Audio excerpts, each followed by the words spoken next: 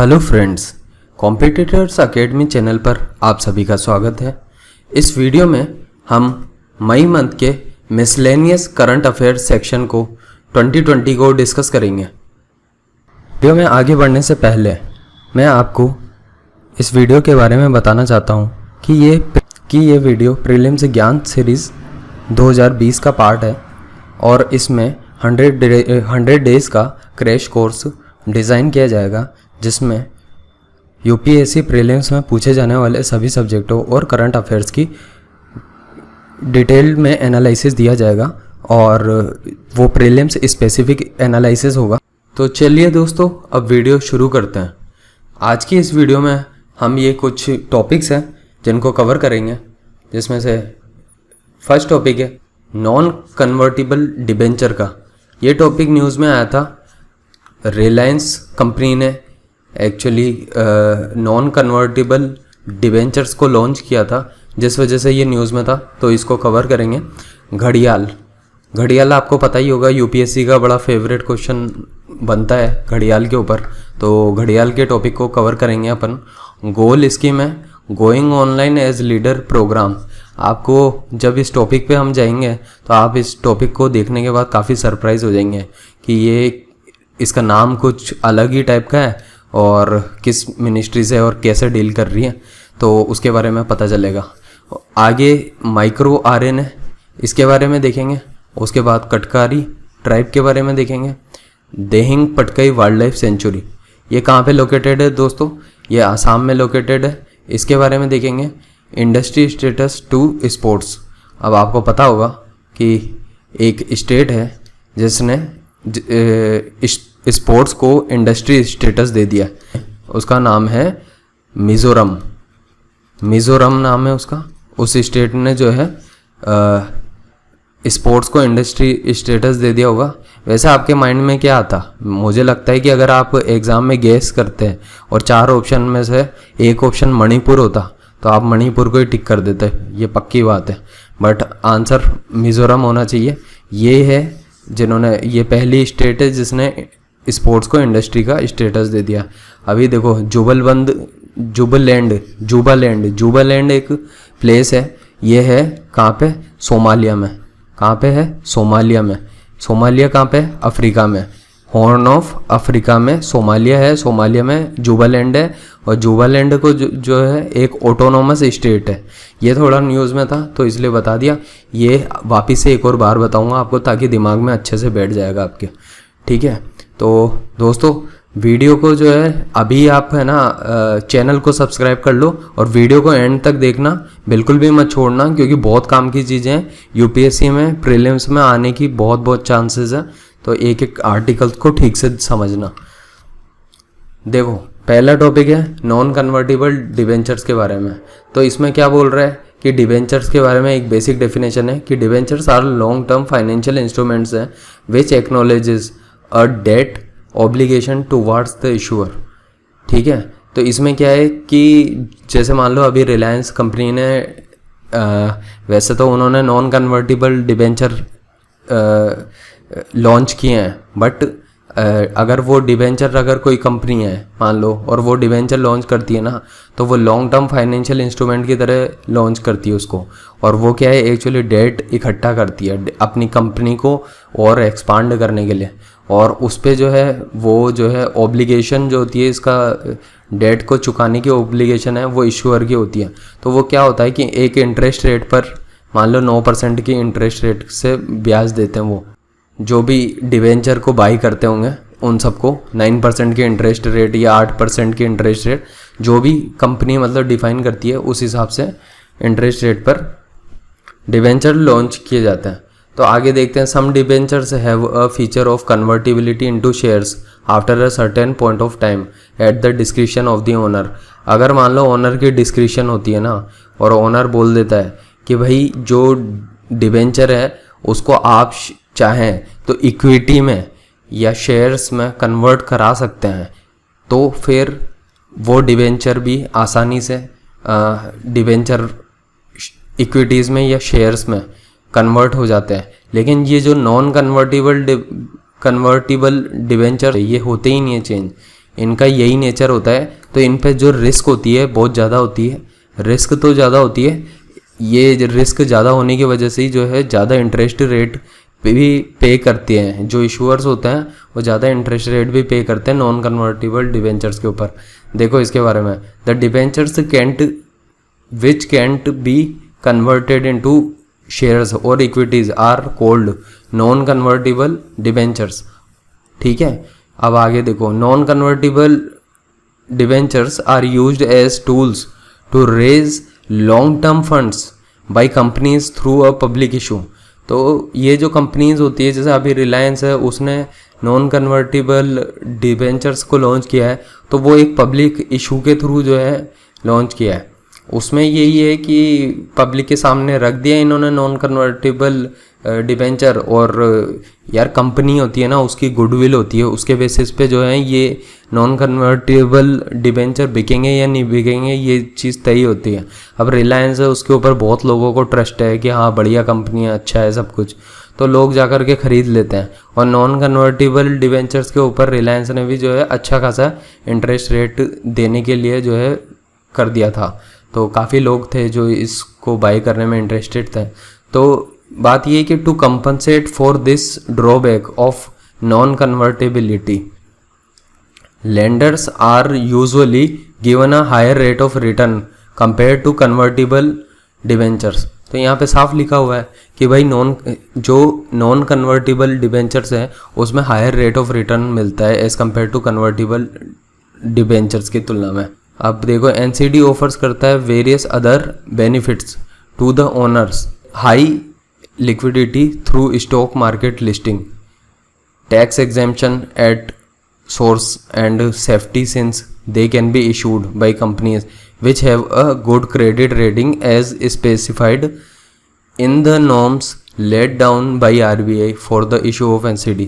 तो ये कुछ RBI की नॉर्म्स भी वो फुलफिल्ड होनी चाहिए, कंपनी का गुड क्रेडिट रेटिंग होनी चाहिए, और ऐसी कंपनी NCDs को इशू कर पाती है। In India usually these have to be issued of minimum maturity of 90 days। मतलब कम से कम इंडिया के हिसाब से अगर बात करो ना, तो 90 दिन का मिनिमम मैच्योरिटी पीरियड होता है ये नॉन कन्वर्टिबल डिबेंचर्स के लिए।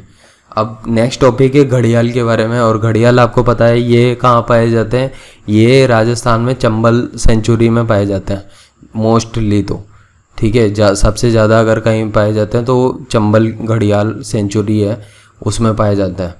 अब आप देखो इसमें क्या है, सबसे इम्पोर्टेंट बात ये है कि ये एक तो क्रिटिकली एंडेंजर्ड है स्पीशी है, जो कि यूपीएससी को पूछना बहुत ही ज़्यादा पसंद है। फिर इसके बाद इसका हैबिटेट कैसा होता है, हैबिटेट ऐसा होता है कि भाई फॉरमोस्ट जो फ्लोइंग रिवर्स है with high sand banks that they use the basking and building nest. Gharials once inhabited all the major river systems of the Indian subcontinent from the Irrawaddy river in the east to the Indus river in the west. So their distribution is now limited to only 2% of their former range। तो ये जो है mainly पसंद करते हैं जो river होती है ना, रिवर के पास में जो है जहाँ पे सैंड होती है, जहाँ सैंड इकट्ठी होती जाती है धीरे धीरे रिवर के कोस्ट के आसपास में। तो क्या है कि ऐसी जगहें जो हैं घड़ियाल को बहुत पसंद होती है, वहाँ पर पाए जाते हैं। ये बात ध्यान रखना कि ये जो है घड़ियाल का स्प्रेड जो है ना नॉर्थ इंडिया में ही है, केवल नॉर्थ इंडिया में है, साउथ इंडिया में घड़ियाल नहीं पाए जाते हैं। साउथ इंडिया में जो है दूसरे टाइप के ये स्पीशीज़ मिलते हैं, जैसे मगर और साल्ट क्रोकोडाइल होता है ना, मगर क्रोकोडाइल होता है वो आपको है ना पूरे ओवर इंडिया में मिल जाएगा, लेकिन जो साल्ट वाला क्रोकोडाइल होता है वो आपको इंडिया के बाहर भी मिल जाएगा। ये समुद्र में के आसपास देखने को मिलते हैं ये साल्ट क्रोकोडाइल, और ये ना ये सिर्फ वल्नरेबल होते हैं, और ये मगर वाले जो हैं ये होते हैं एंडेंजर्ड। ये ध्यान रखना आप, एंडेंजर्ड होते हैं। ये साल्ट क्रोकोडाइल जो है वल्नरेबल होते हैं, और घड़ियाल जो होते हैं सबसे ज़्यादा क्रिटिकली एंडेंजर्ड होता है।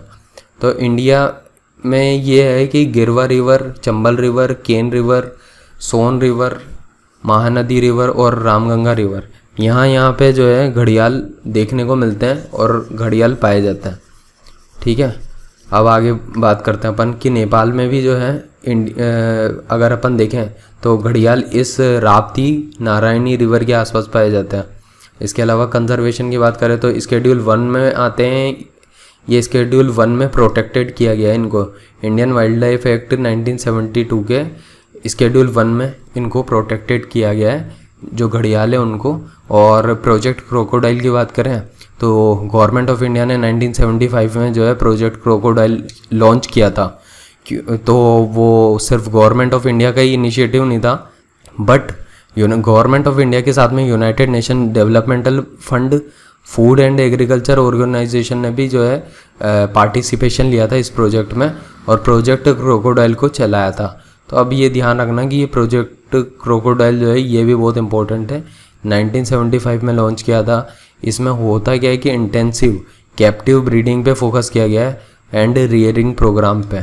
अब कैप्टिव ब्रीडिंग क्या होती है यार, होता कुछ नहीं है, इनको एक जगह पे एक इनकी सेंचुरी बना लेते हैं या फिर साइड बना देते हैं, वहाँ पे ले जाके इनकी ब्रीडिंग करवाते हैं ताकि क्या है कि इनका प्रोडक्शन बढ़े और ये जो है जो इनका स्टेटस है ना रिवाइव हो, मतलब जो अभी क्रिटिकली एंडेंजर्ड चल रहा है उससे उसको और बेटर ठीक स्टेटस जैसे एंडेंजर्ड या फिर वल्नरेबल में आए या लीस्ट वल्नरेबल में जाए ये।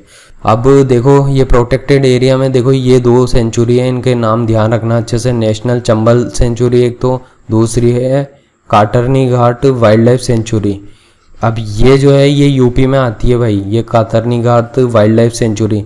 जो आपको पता होगा ये दूधुआ नेशनल पार्क जो है यूपी में, दूधुआ नेशनल पार्क उसके पास में ही है, यूँ मान लो बाजू में ही जो है कातरनी घाट वाइल्ड लाइफ सेंचुरी पाई जाती है। चलो नेक्स्ट टॉपिक पे। नेक्स्ट टॉपिक जो है यहाँ पे गोल करके एक प्रोग्राम चलाया गवर्नमेंट ने। अभी मैंने कहा था इस प्रोग्राम के बारे में पढ़ के आप थोड़े से चौंक जाओगे कि भाई going online as leaders program का नाम ये है और लॉन्च किया गया है by the ministry of tribal affairs के द्वारा इन पार्टनरशिप विद फेसबुक।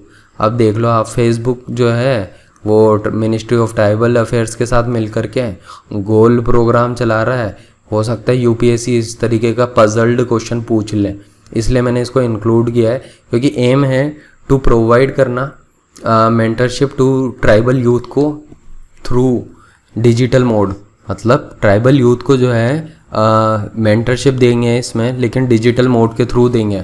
तो 5000 young tribal entrepreneurs, professionals, artists will be trained by experts from different disciplines and on digital skills under digital entrepreneurship program. तो आप ये देख सकते हो कि डिजिटल एंटरप्रेन्योरशिप जो प्रोग्राम चल रहा है उसके अंडर में 5000 यूथ जो कि ट्राइबल एंटरप्रेन्योर्स हैं उन सबको आर्टिस्ट को उनको एक्सपर्ट बनाया जाएगा, उनको ट्रेनिंग दी जाएगी। यही है डिजिटल मोड को के थ्रू जो है इनका स्किलिंग होगी और अपलिफ्टमेंट होगा। और आप देख सकते हो कि इसका नाम रखा गया है गोल प्रोग्राम। यही था इनका goal, going online as leaders programme. तो वो लोग लीडर बन जाएंगे फाइनली, इसलिए ठीक है। अब आगे बढ़ते हैं। Micro RNA they are non coding molecules होते हैं, meaning that they do not translate into protein. ये ध्यान रखना कि ये जो है इनको, आपको पता होगा आरएनए का काम जो होता है ना मेनली तो प्रोटीन में ट्रांसमिशन होता है ना, मेनली प्रोटीन का डेवलपमेंट करने का काम ही आरएनए करता है। लेकिन ये जो माइक्रो आरएनए होता है ना ये एक नॉन कोडिंग मॉलिक्यूल होता है, meaning that they do not translate into protein. मतलब ये प्रोटीन में ट्रांसफ़र नहीं कर पाते हैं, ट्रांसलेट नहीं हो पाते हैं। So they are part of our line of attack against a viral infection. तो अगर देखा जाए तो ये एक बड़ी ख़ास बात है कि they are part of our line of attack against a viral infection. तो ये मतलब एक तरीके से प्राइमरी एजेंट की तरह वर्क करते हैं। जब भी कभी अटैक होता है हमारी बॉडी पर किसी वायरस से तो एक प्राइमरी एजेंट की तरह जाते हैं और माइक्रो आरएनए जो है उस अटैक के अगेंस्ट बॉडी को प्रोटेक्ट करते हैं। सो नेक्स्ट पॉइंट देखते हैं कि क्या बोल रहा है कि they fight the virus by latching on to the virus genetic material RNA and cutting it. तो ये क्या करते हैं कि ये जो वायरस होता है, जैसे आज के टाइम पे देख लो आप, कोविड-19 भी एक वायरस है कोविड वायरस है, तो उसमें भी ऐसा ही सीन है कि वो क्या है कि जो उसका वायरस का RNA होगा ना, उसका एलिमिनेशन करने का काम करते हैं ये माइक्रो RNA। तो age and underlying health conditions make people more vulnerable to the novel corona virus SARS-CoV-2 and this is because the attacking micro RNA numbers dwindled in them. अब आपको पता ही होगा कि जैसे जैसे एज बढ़ती जाती है, तो एज बढ़ने के साथ में क्या होता है, ये जो माइक्रो RNA का नंबर है वो काउंट भी कम होने लग जाता है बॉडी में। तो जब वो काउंट कम होने लग जाएगा तो उनका नंबर कम होने की वजह से जो है वल्नरेबिलिटी बढ़ती जाती है। तो इसलिए क्या है कि जिन लोगों के पहले से ऑलरेडी हेल्थ ख़राब है, या फिर वो किसी न किसी बीमारी से सफ़र कर रहे हैं, या फिर उनकी एज बहुत ज़्यादा हो गई है, तो वो लोग ज़्यादा वल्नरेबल है, क्योंकि उनमें माइक्रो RNA का प्रोडक्शन उतना ज़्यादा नहीं हुआ है इस वजह से। तो चलिए दोस्तों, अब नेक्स्ट टॉपिक पे चलते हैं, कटकारी ट्राइब। अब कटकारी ट्राइब की बात करें अपन, तो जो है कटकारी ट्राइब कहाँ पाई जाती है और ये क्या है, क्यों न्यूज़ में है, न्यूज़ में क्यों है, वो बिल्कुल इर्रिलेवेंट बात है, कॉन्टेक्स्ट बिल्कुल काम का नहीं है। बाकी जो है कि कटकारी जो है वो एक 75 PVTG ट्राइबल ग्रुप्स में जो है आती है ये भी। तो ये आपको ध्यान रखना है कि PVTG जो है 75 है, और उन 75 में से एक जो है कटकारी ट्राइब भी है। अब ये पाई कहाँ जाती है, ये आपको दिखेगी गुजरात में, कुछ गुजरात के कुछ प्लेसेस हैं वहाँ पे देखने को मिलेगी। Katkaris were historically forest dwellers थे and they are located primarily in Raigad and in parts of Palghar, Ratnagiri, Thane district as well as in some parts of Gujarat. इसका मतलब ये है कि ये महाराष्ट्र और प्लस गुजरात में पाई जाती है। कौन सी? कटकारी ट्राइब है ये। और ये जो है ब्रिटिश एरा में, जब ब्रिटिश का टाइम चल रहा था, तो उन्होंने एक क्रिमिनल ट्राइब्स एक्ट बना रखा था 1871, उसके अंडर इस ट्राइब को डाल रखा था, कटकारी ट्राइब को।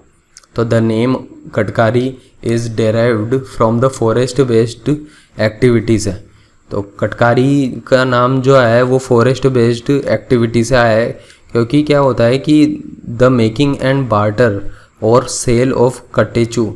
अरे ये जो कत्था होता है ना, जो जंगलों में उगता है खेर ट्री पे जो कत्था बनता है, वो कत्था बनाने का काम ही ये कटकारी ट्राइब करती है। इस वजह से ये कटकारी बोलते हैं इसको, इन लोगों को। So it is produced by boiling wood from the khair tree and evaporating the resulting brew. तो ये बात थी। कटकारी ट्राइब है, 75 PVTG जो ट्राइबल ग्रुप्स हैं उसके अंडर में आते हैं, गुजरात में और महाराष्ट्र में पाए जाते हैं। ये मोस्ट इम्पोर्टेंट चीज़ है, बाकी जो है उतनी इम्पोर्टेंट चीज़ें नहीं हैं। आगे बढ़ते हैं। Dehing Patkai wild life sanctuary. अभी देहिंग की बात करें, Dehing Patkai wild life sanctuary. अब बात ये आती है कि यार ये मिलती कहाँ पे है, ये कहाँ पे है ये वाइल्ड लाइफ सेंचुरी। तो ये वाइल्ड लाइफ सेंचुरी आसाम में है। और कहाँ पे लोकेटेड है? आसाम में डिब्रूगढ़ जो है एंड तिनसुकिया डिस्ट्रिक्ट के यहाँ पे लोकेटेड है। क्या नाम है वापस से बताता हूँ, Dehing Patkai wild life sanctuary. तो मेन चीज़ तो आपको दिमाग में यही रखनी है कि एक तो ये आसाम में मिलती है, दूसरी चीज़ आपको जो दिमाग में रखनी है वो ये है कि ट्रॉपिकल लोलैंड रेन फॉरेस्ट है इन इंडिया में, और सबसे लार्जेस्ट स्ट्रेच है इसका, largest stretch of tropical lowland rain forest in India. तो अब आगे बढ़ते हैं। ये टॉपिक है कि भाई इंडस्ट्री स्टेटस टू स्पोर्ट्स। भाई इतने सी बात काम की है मुद्दे की कि भाई मिज़ोरम जो है इंडिया की पहली स्टेट बन गई है जिसने स्पोर्ट्स को एक इंडस्ट्री स्टेटस दे दिया है। ऐसा क्यों किया उन्होंने? It is expected to increase investment in sports. उनको लगता है कि इसकी वजह से स्पोर्ट्स में इन्वेस्टमेंट ज़्यादा आएगा, दूसरी चीज़ एम्प्लॉयमेंट बढ़ेगा, तीसरी चीज़ इंक्रीजिंग होगी वैल्यू। एक्चुअली क्या है, आपको पता होना चाहिए कि नॉर्थ ईस्ट स्टेट्स जो हैं स्पोर्ट्स एक्टिविटीज़ में ज़्यादा ही वो हैं, एग्रेसिव रहते हैं ये लोग, मतलब स्पोर्ट्स में बहुत ज़्यादा इंटरेस्टेड लोग रहते हैं। तो इस वजह से आप देख सकते हो कि इन बहुत फुर्ती दिखाते हुए इंडस्ट्री स्टेटस भी दे दिया स्पोर्ट्स को। तो ऐसा अभी मिज़ोरम में तो हो गया है। और आपको पता होना चाहिए स्पोर्ट्स यूनिवर्सिटी जो है इंडिया की कहाँ पे बनी हुई है, ये वो भी मणिपुर में बनी हुई है। तो ऐसा कुछ ध्यान रखना चाहिए आपको। आगे बढ़ते हैं, ये जुबालैंड भी न्यूज़ में था। It is an autonomous region in southern Somalia में। Its eastern border lies 40 to 60 kilometres east of the Juba river stretching from the Gedo to the Indian Ocean, while its western side flanks the north eastern province in Kenya। तो ये जो है Kenya से भी touch कर रहा है। ये जुबालैंड है, ये आपको दिख रहा होगा मैप में, ये जुबालैंड है। तो ये जो है ये किसका पार्ट है? सोमालिया का पार्ट है। हॉर्न ऑफ अफ्रीका आपको पता ही होगा कि जिसमें केन्या आता है, सोमालिया आता है, डिबूची आता है और ये इथोपिया आता है। तो उसमें ये जुबालैंड है और ये एक ऑटोनोमस रीजन है। यहाँ पे सब इंडिपेंडेंटली वो अपने जो भी है काम करते होंगे वहाँ पे लोग। यही था दोस्तों इस महीने के इस मिसलेनियस करंट अफेयर्स में।